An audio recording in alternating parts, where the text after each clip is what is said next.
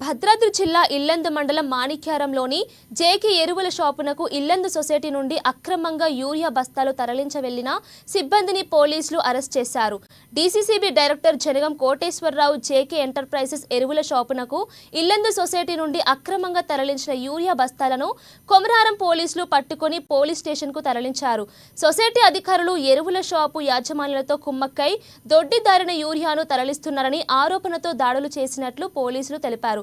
ఇక ఈ క్రమంలో డైరెక్టర్ షాపునికి తరలి వెళ్లడంతో సొసైటీ అధికారుల అవినీతి బయటపడినట్లు అయింది. ఇప్పటికైనా ప్రభుత్వం స్పందించి యూరియా పక్కదారులు పడకుండా రైతులకు సకాలంలో అందేలా తగిన చర్యలు తీసుకోవాలని రైతులు కోరుతున్నారు.